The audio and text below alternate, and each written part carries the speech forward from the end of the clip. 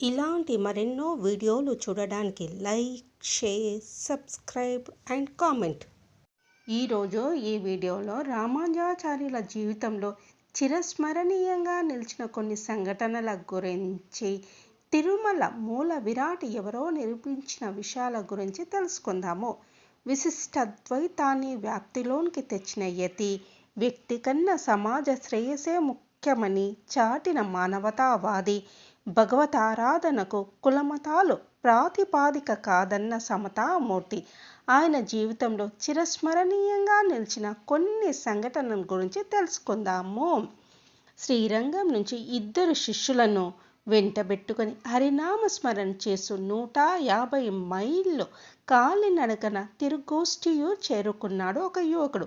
తాము వెతుకుతున్న గురువు గోష్ఠీ పూర్ణుల వారు ఉండే ఊరు అదేనని తెలియగానే నేల మీద పడి దండాలు పెడుతూ ఆయన నివాసానికి వెళ్ళారు. ఆచార్య, నా పేరు రామానుజులు. కాంచీపూర్ణుల వారి ఆదేశంతో మీ చరణాలనే శరణు కోరుతూ వచ్చాను.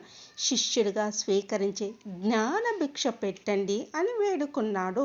ఆ యువకుని నిశ్చితంగా పరిశీలించిన ఆచార్యుల వారు, రామానుజ, తిరుమంత్ర ఉపదేశం పొందడానికి అర్హత రావాలి అంటే 1 రోజుల పాటు ఉపవాసం చేస్తూ సంసారం పట్ల రక్తిని పూర్తిగా వదులుకోవాలి. అది సాధించి తిరిగిరా అని చెప్పారు. అలాగే స్వామి అని చెప్పి తిరుగు ప్రయాణం అయ్యారు ఆ ముగ్గురు. ఆచార్యుల వారు కాదనలేదు, మళ్ళీ రమ్మన్నారు అంతే కదా అని మనసుకు సర్ది చెప్పుకుంటూ వాగులు, వంకలు, అడవులు, పర్వతాలు దాటుతూ ఉత్సాహంగా ఊరు చేరారు. గురువు చెప్పినట్లే 1 రోజులు ఉపవాస దీక్ష చేశారు. మళ్ళీ ప్రయాణమై తిరుగోష్ఠియూరు చేరుకున్నారు. మరో 1 నెల ఉపవాసం చేసి అహంకార మమకారాలను వదులుకోవడానికి ప్రయత్నించి తిరిగిరా చెప్పారు గురువు. అలా 2 సార్లు 3 సార్లు కాదు, ఏకంగా 18 సార్లు రామానుజులు కాలినడకన అంత దూరం వెళ్తూనే ఉన్నారు. ఆచార్యుల వారు ఏదో కొత్త నియమం చెప్తూనే ఉన్నారు. ఒకరిది జ్ఞాన దీక్ష, దాన్ని సాధించడానికే ఆ అంతులేని సహనం. మరొకరిది శిష్యుడి అర్హతలకు సాన పట్టి నిజమైన వైష్ణవుడిగా తీర్చిదిద్దాలన్న తపన, అందుకే ఆ కాఠిన్యం. నిజానికి రామానుజుడు గురువు పెట్టిన ఒక్కో పరీక్షలోనూ విజయం సాధిస్తూనే ఉన్నాడు. 17సారి గురువు తిప్పి పంపేసరికి రామానుజులలో నిరాశ ఆవరించింది. ఈ జన్మలో తనకి అష్టాక్షరీ మంత్రార్థం లభించదేమో అని పరితపించాడు. ఎట్టకేలకు గురువు అనుగ్రహించాడు. ఒంటరిగా రమ్మని కబురు పంపారు. రామానుజుడు ఎప్పట్లాగే తన ప్రియ శిష్యులిద్దరినీ తీసుకెళ్లాడు. ఒక్కరినే రమ్మన్నాను కదా అన్నారు ఆచార్యులు. మీ ఆజ్ఞను ఉల్లంఘించలేను. నేను సన్యాసిని. త్రిదండ పవిత్రములు లేకుండా రాలేను. వీరిద్దరినీ నేను వాటిలాగే భావిస్తాను. నేను వారు వేరు కాదనే మన భావన.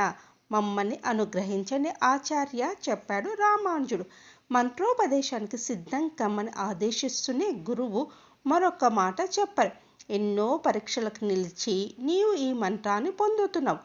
అనర్హులకు, అయోగులకు ఈ రహస్య మంత్రార్థాన్ని ఎప్పటికీ వెల్లడించకూడదు అన్నారు.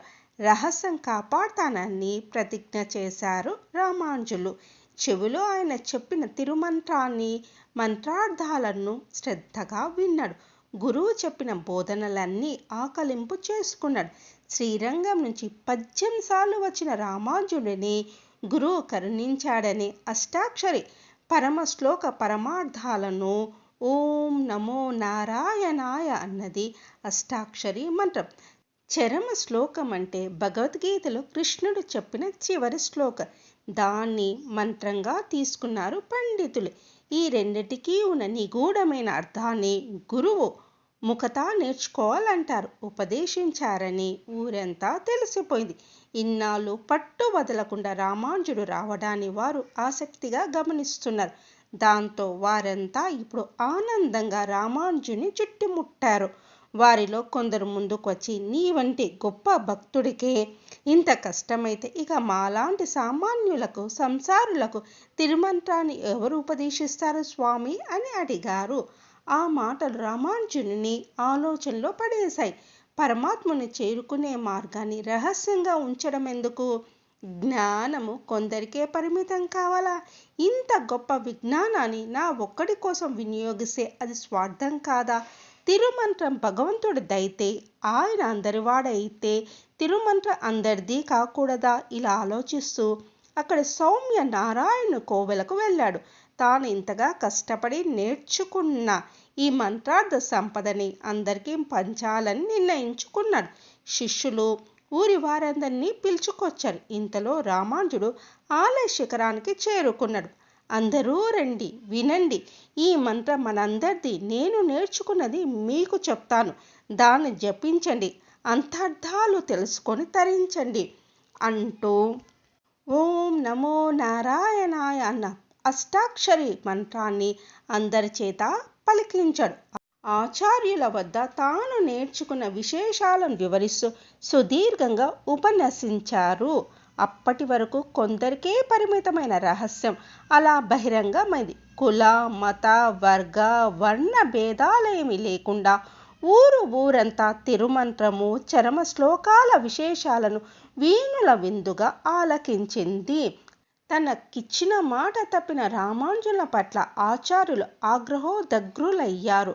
పిలిచి ప్రశ్నించారు. అందరినీ కరుణించి మోక్ష మార్గానికి మరలించే తిరుమంత్రాన్ని నా మనసు లోపల దాచుకోకుండా లోకానికి అంకితం చేయాలనుకున్నాను. వాగ్దాన భంగం చేసినందుకు నేనొక్కడినే నరకానికి వెళ్తాను. కానీ ఇంతమంది భక్తులు ముక్తి మార్గంలో పరమాత్మను చేరుకోగలిగితే అంతకన్నా కావాల్సిందేముంది అంటూ రామానుజులు చెప్పిన జవాబు ఆయన నిరుత్తరుణ్ణి చేసింది. ఉదాత్తమైన ఆ భావము ఆయన పులకింపజేసింది.